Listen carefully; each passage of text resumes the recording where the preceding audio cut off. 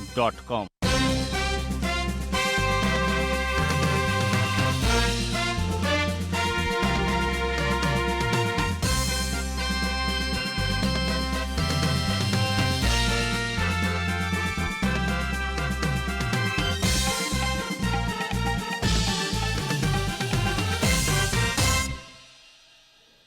नमस्कार, म मदन खाती।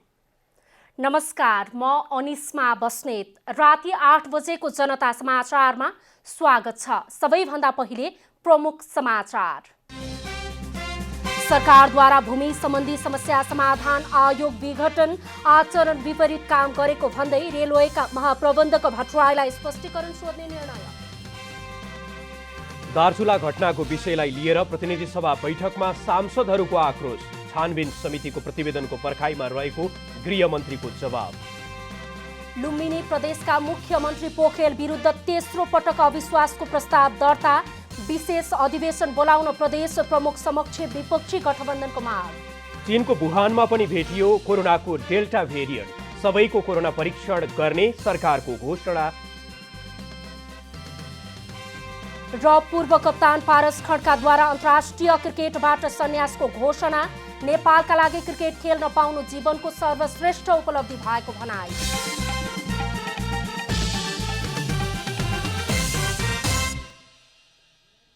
जनता समाचारमा अब पूरा समाचार। सरकारले भूमि सम्बन्धी समस्या समाधान आयोग विघटन गर्ने निर्णय गरेको छ।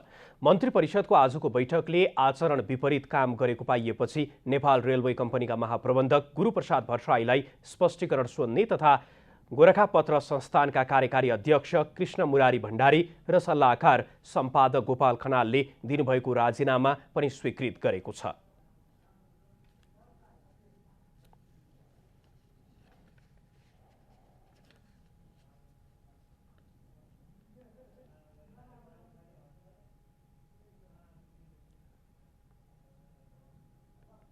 एसियाली विकास बैंकको सहयोगमा रेस्पोन्सिभ कोभिड-19 vaccine for recovery project under the Asia Pacific vaccine facility अन्तर्गत प्राप्त 165 मिलियन अमेरिकी डलर करिब 19 अरब 58 करोड सहुलियतपूर्ण ऋण सहायता स्वीकार गर्ने। कोभिड-19 को अवधिमा स्थानीय प्रशासनबाट जारी भएको निषेध आदेशको अवधि मिति 2078 वैशाख 16 देखि निषेध आदेश अवधिभरसम्मको व्यक्तिगत घटना दर्ता विलम्ब शुल्क छुट दिने। सरकारले शिक्षक सेवा आयोगको अध्यक्षमा मधुप्रसाद रेग्मीलाई नियुक्त गरेको छ। आयोगको सदस्यमा डिल्लीराम रिमाल र नन्दकुमारी महर्जनलाई नियुक्त गर्ने निर्णय गरेको हो। त्यस्तै कोरोना विरुद्धको खोप खरिदका लागि एसियाली विकास बैंकबाट प्राप्त 165 मिलियन अमेरिकी डलर सहुलियतपूर्ण ऋण सहायता स्वीकार गर्ने निर्णय गरेको सरकारका प्रवक्ता ज्ञानेन्द्र बहादुर कार्कीले जानकारी दिनुभएको छ। त्यसैगरी गत वैशाख 16 गतेदेखि निषेधाज्ञा अवधिभर व्यक्तिगत घटना दर्तामा लाग्ने विलम्ब शुल्क मिनाहा गर्ने निर्णय पनि गरेको छ। विभूषण समितिको सदस्यमा प्राध्यापक भूषण श्रेष्ठ, गोविन्द प्रसाद शर्मा, मदनदास श्रेष्ठ, कुश प्रसाद मल्ली, त्यस्तै गरी ओम प्रकाश महतो, नरबहादुर कणेललाई नियुक्त गरिएको छ। सरकारले राष्ट्रिय चिकित्सा शिक्षा पहिलो संशोधन नियमावली 2078 स्वीकृत गरेको छ। निजामती सेवा ऐन अनुसार नेपाल प्रशासन सेवाका सहसचिव हरिप्रसाद मैनालीलाई सचिवमा बढुवा गरी अतिरिक्त समूहमा पदस्थापन गर्ने निर्णय गरेको मन्त्री कार्कीले जानकारी दिनुभएको छ।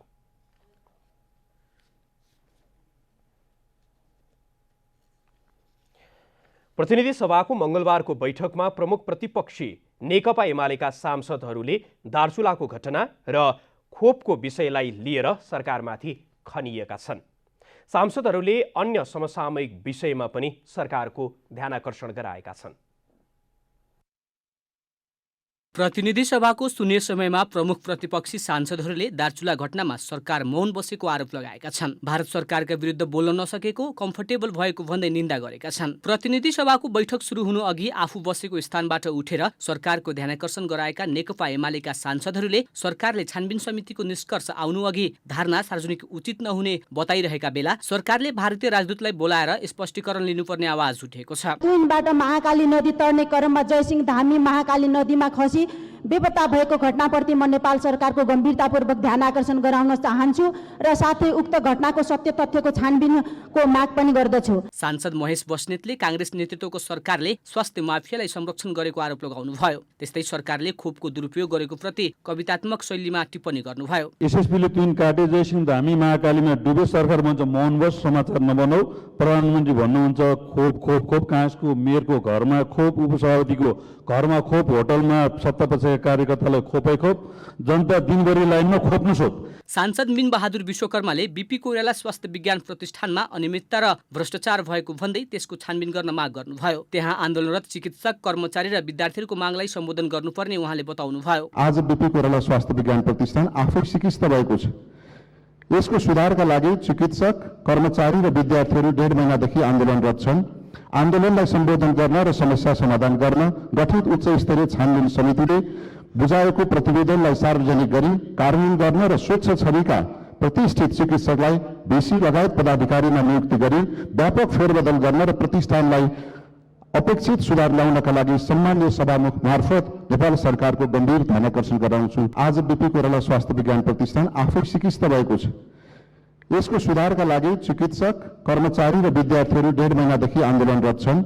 आन्दोलनलाई सम्बोधन गर्न र समस्या समाधान गर्न गठित उच्च स्तरीय छानबिन समितिले बुझाएको प्रतिवेदनलाई सार्वजनिक गरी कार्यान्वयन गर्न र स्वच्छ छविका प्रतिष्ठित चिकित्सकलाई बेसी लगायत पदाधिकारीमा नियुक्ति गरी व्यापक फेरबदल गर्न र प्रतिष्ठानलाई अपेक्षित सुधार ल्याउनका लागि सम्माननीय सभामुख मार्फत नेपाल सरकारको गम्भीर ध्यानाकर्षण गराउँछु। सांसद योगेश भट्टराईले कोरोना रोकथाम र नियन्त्रणमा सरकारलाई समयको छुट नभएको बताउनुभयो। स्वास्थ्य राज्यमन्त्री र प्रधानमन्त्रीले घोषणा गरे अनुरूप खोप उपलब्धता हुनेमा उहाँले शंका व्यक्त गर्नुभयो। सम्माननीय प्रधानमन्त्रीजी, कोरोनाको रोकथाम र नियन्त्रणको निम्ति तपाईलाई समयको छुट छैन, शंकाको लाभ छैन र तपाईको समय अब सो भएको छ। हेक्काओस्, धन्यवाद। बैठकमा बोलेका अन्य सांसदहरूले दुर्व्यवहारमा परेका राउटे युवतीको वर्तमान अवस्था सार्वजनिक गर्न, विदेश जाने श्रमिकहरूलाई खोप उपलब्ध गराउन र नागरिक सम्बन्धी विधेयक तत्काल संसदबाट पारित गर्न माग गरेका छन्। गृहमन्त्री बालकृष्ण खाँडले महाकाली नदी पार गर्ने क्रममा ट्विनबाट दार्चुलाका जयसिंह धामी बेपत्ता भएको घटनाको सत्य तथ्य सार्वजनिक गर्न सरकारले तत्काल छानबिन समिति गठन गरेको बताउनु भएको छ। गृहमन्त्री खाँडले घटनाका सम्बन्धमा छानबिन समितिले दिएको प्रतिवेदनको आधारमा सरकार जस्तोसुकै कदम चाल्न पनि तयार रहेको बताउनु भएको छ।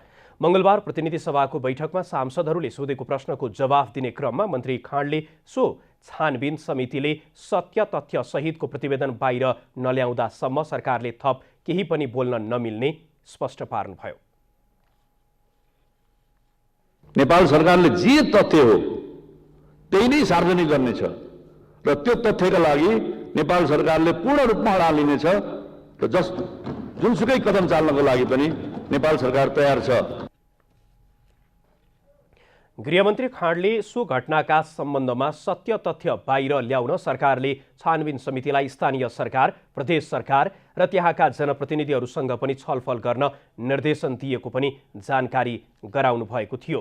प्रमुख प्रतिपक्षी दल नेकपा एमालेका सांसद खगराज अधिकारीले धामी नदीमा बेपत्ता भएको घटनालाई सरकारले ढाकछोप गर्न खोजेको आरोप लगाउँदै आपत्ति जनाउनु भएको छ।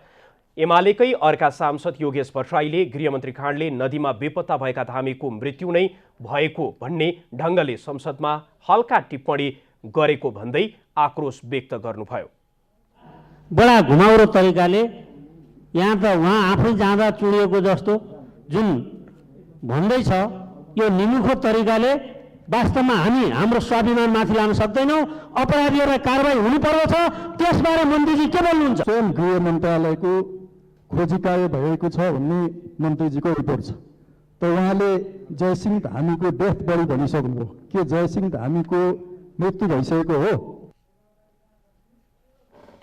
कंग्रेस सांसद गगन थापाले सो घटनाको सत्य तथ्य बाहिर ल्याउने गरी संसदलाई विश्वास दिलाउन गृहमन्त्री खाँडको ध्यानाकर्षण गराउनुभयो।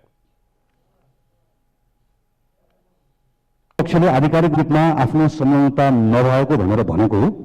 यदि यस्तो हो भने छानबिन समितिलाई भारतीय पक्षले कस्तो सहयोग गर्ला? हाम्रो छानबिन समितिले सत्य तथ्य पत्ता लगाएर यो लिएर आउँछ भन्ने कुराको विश्वास मान्य गृहमन्त्रीजीले हामीलाई कसरी दिलाउनुहुन्छ? सरकारले घटनाको छानबिन गर्न गठित टोलीलाई 10 दिनको समय दिएको छ। राष्ट्रिय सभाका सांसद रामनारायण विडारीले संघीयताको विषयमा सरकार आफै अनभिज्ञ रहेको टिप्पणी गर्नु भएको छ। संघीय संसद राष्ट्रिय सभा अन्तर्गतको विधायन व्यवस्थापन समितिको मंगलबारको बैठकमा बोल्दै उहाँले संघीयताबारे सरकार आफै अनभिज्ञ रहेको दावी गर्नुभयो। सांसद विडारीले अहिलेको ब्युरोक्रेसी समेत संघीयताको बारेमा जानकार नरहेको बताउनुभयो। उहाँले नेपालमा कतिवटा ऐन छन् भन्ने कुरा नेपाल सरकारका पदाधिकारीलाई समेत थाहा नभएको जिकिर समेत गर्नुभयो। अहिले हाम्रो चलिरहेको सरकार चाहिँ संहिता बारेमा अनभिज्ञ बिचरा उनले पढे किताबमा बेला कहिले कहिले त्यो बिर्सिसक्यो संहिता। अब उसले जिन्दगीभर संहिताको अभ्यास भइरहे गरेका छैन। हामीले देखाए पनि थिएन। मैले त संहिता देखाएँ भने यी नेपालको भर्खर अन्तको संहिता हाम्रो अभ्यास भएन, हाम्रो देखा छैन। अनि कसरी जानु र दिमागमा संहिता पनि छ भन्ने कुरा कसरी आयो। त्यसो भएर यो ओभरअल मेरो अधिकांश दफाहरूमा चाहिँ मतभेद देखिन्छ। बैठकमा राष्ट्रिय सभाका अर्का सांसद राधेश्याम अधिकारीले प्रदेश र स्थानीय तहले पनि कानून बनाउने भएकाले त्यसको अनुगमनको काम उनीहरू आफैले गर्ने भएकाले सो सम्बन्धमा संघीय कानूनको व्यवस्था गरिरहन नपर्ने बताउनुभयो। उहाँले प्रदेश र स्थानीय सरकार आफैले आफ्नो कानून बनाउने भएकाले संघीय कानूनमा ती कानूनहरूको अनुगमन गर्ने व्यवस्था गर्न नहुने तर्क समेत गर्नुभयो। प्रदेशले पनि कानुन बनाउनु पर्ने, सङ्घले पनि के अरे स्थानीय तहले पनि कानुन बनाउनु पर्ने कुराहरू चलाउँछ। तर यी सबै कुराहरू चाहिँ के छ भन्दाखेरि त्यो कुरालाई पनि ध्यानमा राखेर म के भन्दैछु भने प्रदेशलाई कस्तो कानुन आवश्यक छ कि छैन उनीहरू अनुगमन गर्ने यो प्रणाली जानु चाहन्छ चाहन्न त्यो सबै अहिले हामीले तोड्दै जाने हो कि हो। बैठकमा समितिका सभापति परशुराम मेघी गुरुङले सो विधेयकको प्रस्तावनामा छिटो आफ्नो राय दिन कानून, न्याय तथा संसदीय मामिला मन्त्रालयसँग आग्रह गर्नु भएको थियो। सङ्घ, प्रदेश तथा स्थानीय तहका विकास आयोजनाको अनुगमन तथा मूल्याङ्कन गर्न अनुगमन तथा मूल्याङ्कनका आधार, चरण, मापदण्ड, अनुगमन मूल्याङ्कन गर्ने निकाय, राष्ट्रिय विकास समस्या समाधान समिति तथा मन्त्रालय स्तरीय विकास समस्या समाधान समिति सहितको कानुनी व्यवस्था गरी विकास पूर्वाधारहरूलाई उपलब्धिमूलक बनाउन अनुगमन तथा मूल्याङ्कन सम्बन्धी छुट्टै ऐनको आवश्यकता देखिएपछि सो विधेयक सरकारले ल्याएको हो। लुम्बिनी प्रदेशका मुख्यमन्त्री शङ्कर पोखरेल विरुद्ध तेस्रो पटक अविश्वासको प्रस्ताव दर्ता भएको छ। मंगलबार अपराह्न लुम्बिनी प्रदेशको प्रदेश सभा सचिवालयमा मुख्यमन्त्री पोखरेल विरुद्ध अविश्वासको प्रस्ताव दर्ता भएको हो। संविधानको धारा 188 को उपधारा 4 र लुम्बिनी प्रदेश सभा नियमावली 2074 को नियम 144 को उपनियम 1 बमोजिम मुख्यमन्त्री पोखरेल विरुद्ध अविश्वासको प्रस्ताव दर्ता गरिएको प्रदेश सभा सचिवालयका सचिव दुर्लभ कुमार पुनले जानकारी दिनुभयो। उहाँले 34 जना सांसदहरूले हस्ताक्षर गरेको अविश्वास प्रस्तावमा माओवादी केन्द्र संसदीय दलका नेता कुल प्रसाद केसीलाई मुख्यमन्त्रीको उम्मेद्वार बनाइएको पनि जानकारी दिनुभयो।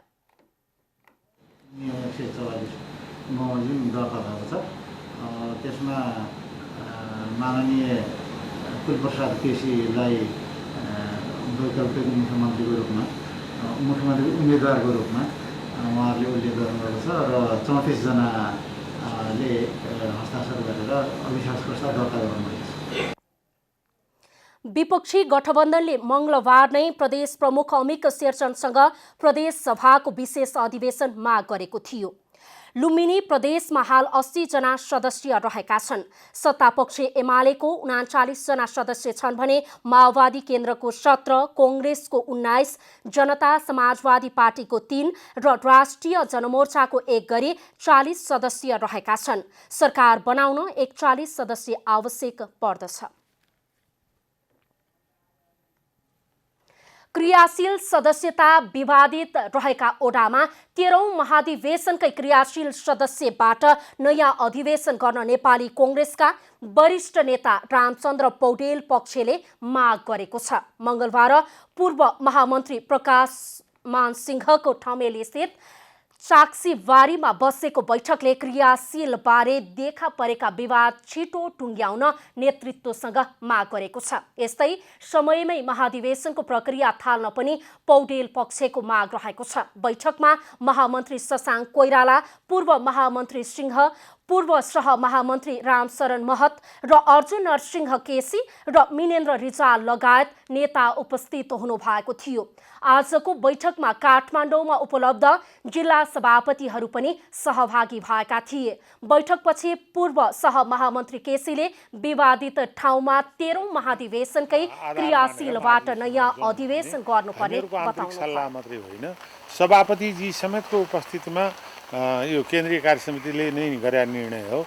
हामी त्योभन्दा यताउति गर्न सक्ने थिएन छैन। यस्तै ओडा लगायत 4 तहबाट आएका क्रियाशीललाई मात्रै सदर गरिनुपर्ने उहाँको माग छ। 12 सप्तरी लगायत जिल्ला र करिब 100 ओडामा क्रियाशीलबारे विवाद छ। पछिल्लो 24 घण्टामा देशभर 3,383 जनामा कोरोना भाइरस संक्रमण पुष्टि भएको छ। यो सँगै देशभर कोरोना संक्रमितको कुल संख्या पीसीआर परीक्षणमा 7,02,097 र एन्टिजेन परीक्षणमा 63,718 पुगेको स्वास्थ्य तथा जनसङ्ख्या मन्त्रालयले जनाएको छ। संक्रमित मध्ये 6,60,116 जना निको भएका छन्। हाल संक्रमण दर 94% अर्थात् देशभर 32,059 जना सक्रिय संक्रमित रहेको मन्त्रालयले जानकारी दिएको छ। मन्त्रालयका अनुसार पछिल्लो 24 घण्टामा 16,718 जनाको नमुना परीक्षण गरिएको थियो। त्यस्तै पछिल्लो 24 घण्टामा 24 जनाको मृत्यु भएसँगै नेपालमा कोरोना संक्रमणबाट मृत्यु हुनेको संख्या 9,922 जना पुगेको मन्त्रालयले जनाएको छ। कोरोना संक्रमण रोकथामका लागि काठमाडौँ उपत्यकामा जारी निषेधाज्ञालाई थप 1 साता लम्ब्याइएको छ। काठमाडौँ उपत्यकाका 3 जिल्ला प्रशासनको संयुक्त बैठकले साउन 27 गतेसम्म निषेधाज्ञा थप्ने निर्णय गरेको हो। सार्वजनिक स्थानमा मास्क नलगाउनेलाई जरिवाना गर्ने र भिडभाड गर्नेलाई कानुनी कारवाही गर्ने निर्णय भएको काठमाडौँका प्रमुख जिल्ला अधिकारीले बताउनु भएको छ।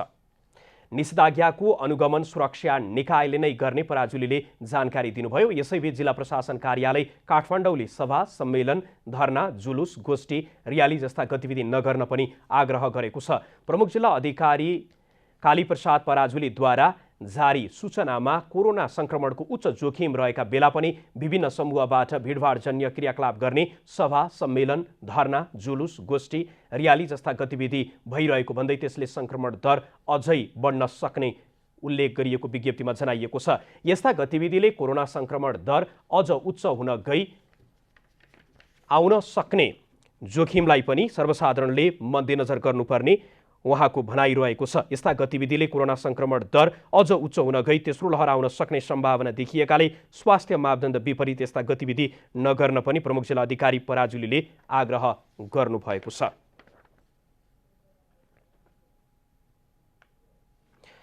सरकारले कोभिड-19 विरुद्धको खोपको सहज उपलब्धता गराउँदै व्यवस्थित रूपले लगाउने भनिरहे पनि संघीय राजधानीमै खोप लगाउनेहरूको भिड अझै घटेको छैन।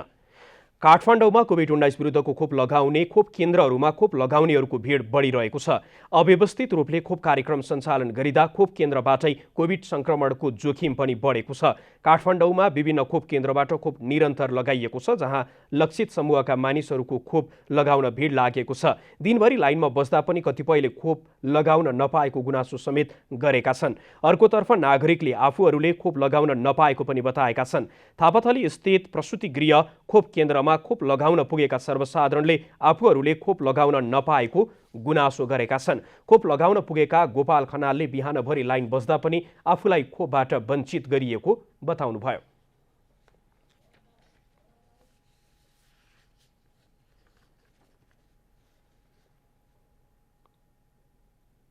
बसिसकेपछि सबैले सुई हान्नुपर्छ, कति धेरैले हानिसकेको छ यसरी नै होइन। अनि तपाईँको यो अब समस्या तपाईँको भइसकेपछि चाहिँ तपाईँको सबैले सुई चाहिँ दिनपर्ने कुरो हो। त्यो कसले फर्काउने, कसले भनेको रोग भन्ने कुरो त अब तपाईँको सबैले लाग्न सक्ने कुरो हो। त्यो कारणले गर्दाखेरि यो तपाईँको मानवता नै तपाईँको हनन हुने कुरो हो। त्यो त तपाईँ किनभने सुई भनेको सबैले हान्नुपर्ने कुरो हो नि, कोहीले हान्ने कोहीले नहान्ने गरे भने चाहिँ तपाईँको यो समानता पनि हुँदैन।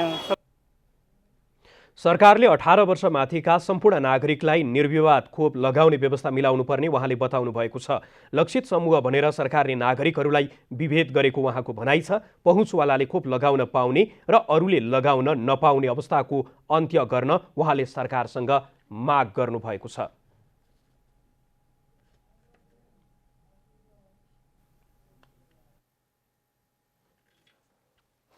सरकारले कोरोना विरुद्धको खोप कार्यक्रमलाई व्यवस्थित गर्न खोप खरिदको कार्यतालिका नै सार्वजनिक गरेको छ। तर सरकारको प्रक्षेपण प्रभावित हुन सक्ने सम्भावना पनि उत्तिकै रहेको छ। सरकारले असोजसम्म 1 करोड 2 लाख डोज खोप खरिद गर्ने र माघसम्ममा 3 करोड 23 लाख खोप प्राप्त गर्ने लक्ष्य लिएको छ। असोजसम्ममा प्राप्त गर्ने खोपमध्ये 32 लाख कोभ्याक्स सुविधा अन्तर्गत अनुदानमा आउनेछ भने बाँकी खोप खरिद प्रक्रियाबाट ल्याउने सरकारको तयारी छ। त्यस्तै चीनबाट 60 लाख र भारतबाट आउन बाँकी रहेको 10 लाख डोज खोप पनि आउनेछ। खोप शाखाका प्रमुख डाक्टर झलक गौतमले कोभ्याक्ससँग पत्राचार भइरहेकाले आगामी माघभित्रमा खोप आउने प्रक्षेपण गर्न स्वाभाविक हुने बताउनु भएको छ। त्यही कोभ्याक्स सुविधाबाट हामीले 3,48,000 कोभिसिल्ड खोप पनि प्राप्त गर्यौँ र अब अरू खोप पनि उसले हामीलाई कुन कुन खोप आवश्यक पर्छ भनेर त्यो एउटा पत्राचार गरिराखेको छ र त्यस जुन कोभ्याक्स सुविधासँग हामी निरन्तर सम्पर्कमा छौँ र त्यही अनुसारै हामीले हाम्रा पत्राचारहरू र हाम्रो तयारी गरिराखेका छौँ। सरकारले माघसम्ममा बालबालिकाका लागि समेत 60 लाख डोज फाइजर खोप खरिद गर्ने कार्ययोजना बनाएको छ। अन्तर्राष्ट्रिय बजारमा खोपको माग अधिक भएकाले यसअघि सरकारले जोन्सन एन्ड जोन्सन खोप खरिदका लागि सम्पर्क गर्दा कम्पनीले 3 महिनासम्म उपलब्ध गराउन नसक्ने बताएको थियो। त्यसैले फाइजर खोप पनि सरकारको प्रक्षेपणभित्रै प्राप्त हुन्छ भन्नेमा भने शङ्का उब्जिएको छ। फाइजर खोप -70 डिग्री सेल्सियस भन्दा कम तापक्रममा भण्डारण गर्नुपर्ने हुन्छ, जसको क्षमता नेपालसँग छैन। तर यस विषयमा पनि छलफल अघि बढिरहेको बाल स्वास्थ्य तथा खोप महाशाखा प्रमुख डाक्टर झलक गौतमले जानकारी दिनुभएको छ। अहिले हाम्रो उपकरणहरूको खोजी र ती उपकरणहरूको कहाँ हामी जडान गर्छौँ भन्ने केही योजना बनाइरहेको छ। खोप आउनुभन्दा अगाडि उपकरणहरू जडान नगरी त हामीले कसरी खोप ल्याउन सक्छौँ? सरकारले कार्यतालिका झिकेर एउटा व्यवस्थित कार्यप्रणालीको सुरुवात गरेको छ। तर अन्तर्राष्ट्रिय रूपमा नै रहेको खोप सङ्कट, खोप कूटनीतिमा सरकारको भूमिका र सरकारको आन्तरिक तयारीले कार्यतालिकालाई प्रभावित पार्न सक्ने देखिन्छ। क्यामेरामा जयराज थपलियाका साथ विकास पौडेल, काठमाडौँ। अर्थमन्त्री जनार्दन शर्माले अर्थ मन्त्रालय सम्हालेदेखि उहाँमाथि थुप्रै आशा र अपेक्षा थपिएको छ। आत्मविश्वासका साथ मन्त्रालयको बागडोर सम्हाल्न आइपुग्नु भएका शर्माका बीच तत्काल मौद्रिक नीति सार्वजनिक गराउनु पर्ने, श्वेत पत्र जारी गरी बजेटका कार्यक्रम अघि बढाउनु पर्ने दबाब त छ नै, पुँजीगत खर्चको स्तर, आर्थिक वृद्धि दर बढाउनु पर्ने दबाब पनि बढेको छ। कांग्रेस नेतृत्वको सरकारमा अर्थमन्त्रीको जिम्मेवारी सम्हाल्न आइपुग्नुभएका अर्थमन्त्री जनार्दन शर्माका बीच यतिबेला चुनौतीका साङ छन्। विविध कठिनाइहरू चिरेर अघि बढ्न फलामको चिउरा सरह छ अर्थमन्त्री शर्मालाई, जुन उहाँको अभिव्यक्तिमा पनि झल्किन्छ। धेरै अप्ठ्यारो अवस्था छ जस्तो लाग्छ मलाई। राज्यको संयन्त्र, क्षमता, दरबन्दी, प्राविधिक कर्मचारी हेऱ्यो भने त्यतातिर पनि समस्या। चालु आर्थिक वर्ष सुरु भएको महिना दिन बितिसक्दा पनि केन्द्रीय बैंकले मौद्रिक नीति ल्याउन सकेको छैन। मौद्रिक नीतिमा सरकारले बजेट मार्फत सम्बोधन गर्न छुटेका कतिपय कार्यक्रमहरूलाई समेत थप सघाउ पुग्ने कार्यक्रम समेटिने गरिन्छ। तर वर्तमान अर्थमन्त्रीले अघिल्ला सरकारले अर्थतन्त्र जोखिमपूर्ण स्थितिमा पुर्याएको भन्दै श्वेतपत्र ल्याउने र त्यसपछि नयाँ बजेट कार्यक्रम अघि सार्ने संकेत गरेका कारण पनि अहिले मौद्रिक नीति सार्वजनिक हुन ढिलाइ भइरहेको छ। मौद्रिक नीतिमा ढिलाइ हुँदा शेयर बजारदेखि बैंक तथा वित्तीय क्षेत्रका नयाँ योजना तथा कार्यक्रमहरू समेत प्रभावित बनेका छन्। यसको जड अहिलेको जटिल राजनीतिक परिदृश्य बनेको छ। आर्थिक वृद्धिको कुरा छ, त्यो सन्तोषप्रद छँदै छैन, अझै आएको छैन। अब कतिमा पुग्ने हो, त्यो कहाँ जाने हो भन्ने छैन। हाम्रा आफ्नै संरचनाहरूले जटिलतामा हालिदिने खालका जे छन् नि विकास निर्माणका कुराहरू गर्दाखेरि, लगानीका कुराहरू गर्दाखेरि त्यसलाई पनि सहज बनाउनै पर्नेछ। त्यसलाई पनि सहज बनाउने हो। हुन त यो धेरै ठुलो मुद्दा छ। कोरोना मात्रै होइन, बाढी र पहिरोका कारण पनि भइसकेका कतिपय विकास निर्माणका काम अस्तव्यस्त बनेका छन्। कतिपय भने तत्काल बनाउनु पर्नेछ। ठूला परियोजनामा आर्थिक तथा वित्तीय अनुशासनको दृष्टिले पनि ठूलो संकटको अवस्था छ। विकास निर्माणमा हुने टेन्डर प्रक्रियामा प्रतिस्पर्धा, मोबिलाइजेसन लिन क्षमता नै नहुनेहरूले पनि आयोजना ओगट्ने गरेका छन्। अघि भनिहाल्नुभयो, अब आर्थिक युग आयो भनौँ, राजनीतिक कुरा नै फेरि छँदैछ, अहिले पनि छँदैछ। त्यसबाट हामी मुक्त अझै हुन सकेका छैनौँ। प्रयत्नहरू, सकारात्मक प्रयत्नहरू गर्यो, ती सकारात्मक प्रयत्नहरू सफल भइरहेका छैनन्। किन? आर्थिक एउटा विकास समृद्धि दौड्ने खालका प्रयत्नहरू जो हुन्छ भएको छैन। अहिले फेरि एउटा नयाँ मोर्चा बनेर त्यसलाई अलिकति विकासमा केन्द्रित हुनुपर्छ है, जनताको जीवनलाई बदल्ने कुरा केन्द्रित हुनुपर्छ भन्ने उद्देश्यमा थालनी भएको छ। यसलाई अलिकति रूपले लिन पाइयो भने त्यसले पनि एउटा अर्को निकास आउँछ। दोस्रो अर्को प्रयास हामी गर्दैछौँ, यी त चलिरहेका छन्। प्रश्नै प्रश्नका बीच पुँजीगत खर्चको स्तर बढाउनु पर्नेछ। आत्मविश्वासका साथ मन्त्रालयको बागडोर सम्हाल्न आइपुग्नु भएका शर्माका बीच मौद्रिक नीति सार्वजनिक चाँडोभन्दा चाँडो गराउनु पर्ने, श्वेतपत्र जारी गरी बजेटका कार्यक्रम अघि बढाउनु पर्ने दबाब बढेको छ। अर्थमन्त्री शर्माका सामुन्ने उद्योग क्षेत्रलाई प्राथमिकतामा राखेर अनुत्पादक क्षेत्रमा हुने सार्वजनिक खर्चको कटौती गर्दै कोरोनाबाट सिर्जित समस्याले पारेको प्रतिकूल प्रभावलाई छिचोल्नु पर्नेछ। त्यो सहज होला नहोला आगामी दिनले बताउनेछ। क्यामेरा ब्युरोका साथ रूपा घिमिरे, काठमाडौँ। अब आर्थिक समाचार। आर्थिक समाचारका साथमा हुलास भए अरू किन खोज्ने।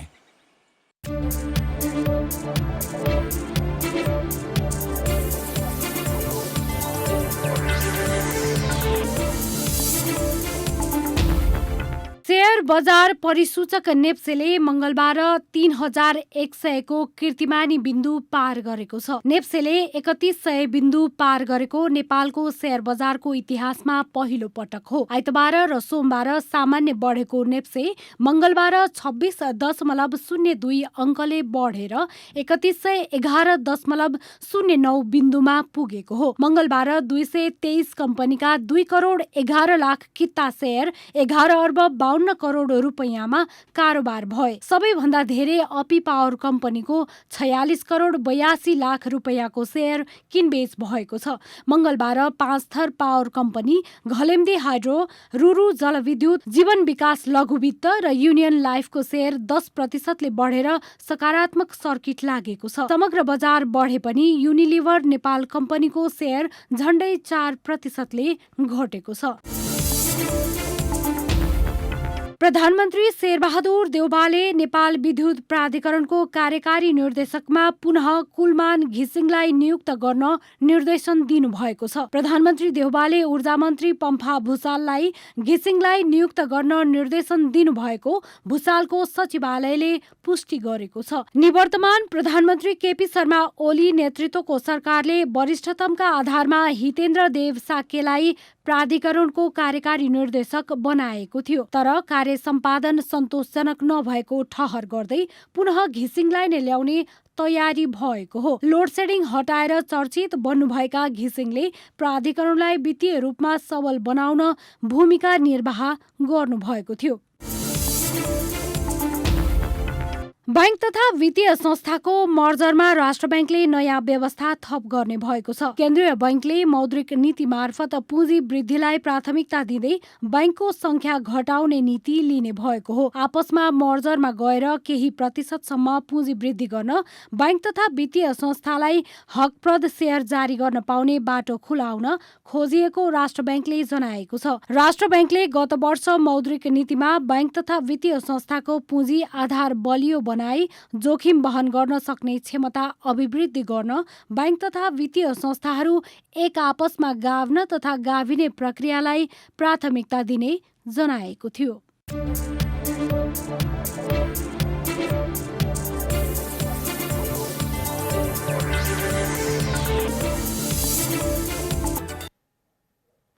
अब खेलकुद समाचार।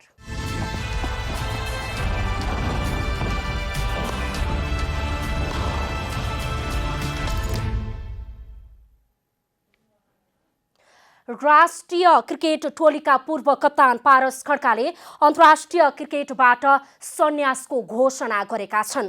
सामाजिक सञ्जाल मार्फत खड्काले नेपालका लागि क्रिकेट खेल्नु आफ्नो जीवनको सर्वश्रेष्ठ उपलब्धि भएको भन्दै अन्तर्राष्ट्रिय क्रिकेटबाट बिट मारेका हुन्।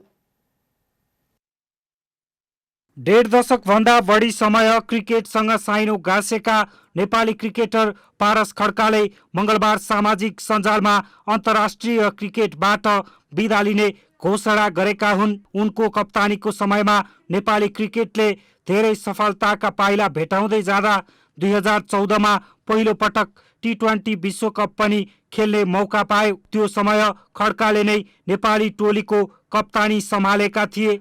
2018 मा जिम्बाब्वेमा भएको विश्वकप छनौटबाट एक दिवसीय अन्तर्राष्ट्रिय मान्यता नेपालले पाएको थियो। त्यो समय पनि उनकै नेतृत्वमा नेपाली टोलीलाई एक दिवसीय मान्यता हात लागेको थियो। उनै सफल कप्तानले मंगलबार अन्तर्राष्ट्रिय खेल करियरबाट बिदाई मागेका हुन्। नेपाली क्रिकेटको सर्वोच्च निकाय नेपाल क्रिकेट संघ क्यान अन्तर्राष्ट्रिय क्रिकेट काउन्सिल ICC बाट निलम्बन हुँदा अन्तर्राष्ट्रिय समन्वयको जिम्मेवारी वहन गर्दै नेपाली क्रिकेटलाई अगाडि बढाएका थिए। सन् 2004 मा राष्ट्रिय टोलीमा डेब्यू गरेका अलराउन्डर पारसले सन् 2009 मा नेपाली टोली सम्हाल्ने जिम्मा पाएका थिए। उनले विनोद दासको कप्तानको आर्म ब्यान्ड पहिरिएका थिए। उमेर समूहका खेलबाट राष्ट्रिय टोलीसम्म स्थान बनाएका खड्काले बङ्गलादेशमा 2004 मा भएको ICC अन्डर 19 विश्वकप क्रिकेट खेलेका थिए। सोही वर्ष मलेसिया विरुद्धको खेलमा ICC इन्टरकन्टिनेन्टल कपबाट राष्ट्रिय टोलीमा डेब्यू गरेका खड्काले झण्डै 10 वर्ष नेपाली राष्ट्रिय टोलीको कप्तानी सम्हालेर 2076 असोज 28 गते कप्तानबाट राजीनामा दिएका थिए। त्यसपछि नेपाली टोलीलाई ज्ञानेन्द्र मल्लले सम्हाल्दै आएका छन्। विश्व वरियतामा नेपाल अहिले 12औं स्थानमा छ। नेपालले एक दिवसीय मान्यता पाएको छ। नेपाली क्रिकेटलाई अहिलेको अवस्थामा ल्याउनका लागि कप्तानको जिम्मेवारी सम्हालेका खड्का सर्वाधिक सफल खेलाडी हुन्, किनभने एक दिवसीय T20 अन्तर्राष्ट्रिय दुवैमा नेपालका लागि शतक प्रहार गर्ने पहिलो खेलाडी हुन्। 2019 मा UAE विरुद्धको खेलमा पारसले करियरको पहिलो एक दिवसीय शतक प्रहार गरेका थिए। सोही वर्ष सिङ्गापुर विरुद्ध T20 अन्तर्राष्ट्रियमा शतक प्रहार गर्दै पहिलो खेलाडी बनेका थिए।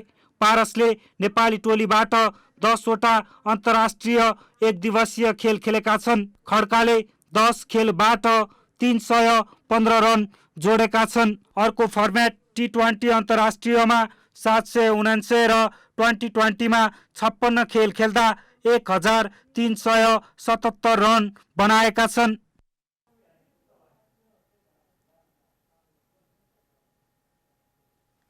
अब मौसम समाचार।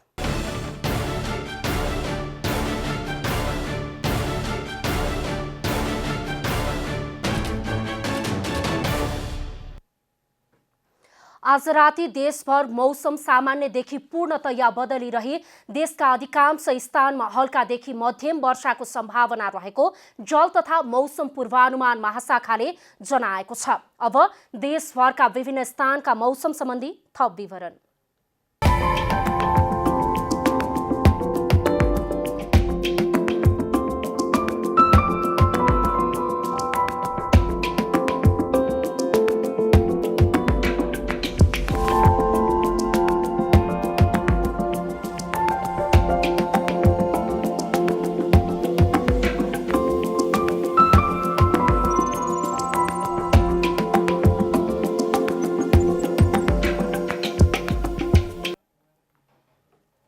अन्त्यमा आजको डायरी।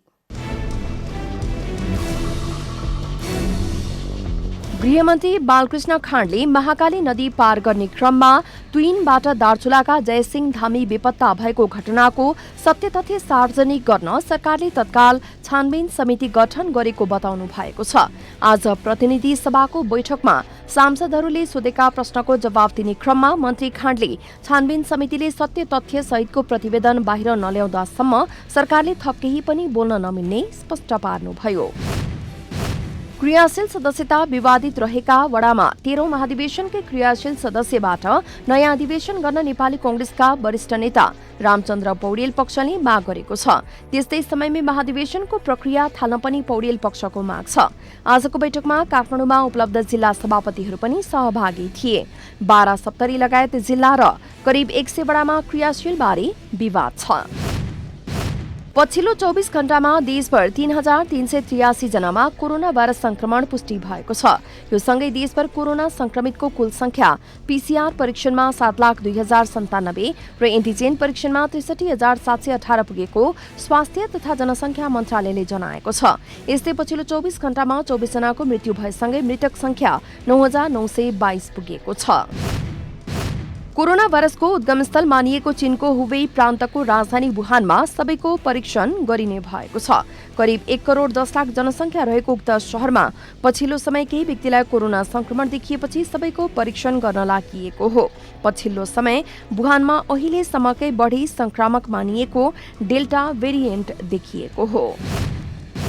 1.5 दशक भन्दा बढी समय क्रिकेटसँग साइनो गाँसेका राष्ट्रिय क्रिकेट टोलीका पूर्व कप्तान पारस खड्काले अन्तर्राष्ट्रिय क्रिकेटबाट सन्यासको घोषणा गरेका छन्। सामाजिक सञ्जाल मार्फत खड्काले नेपालका लागि क्रिकेट खेल्नु आफ्नो जीवनको सर्वश्रेष्ठ उपलब्धि भएको भन्दै अन्तर्राष्ट्रिय क्रिकेटबाट बिट मारेका छन्।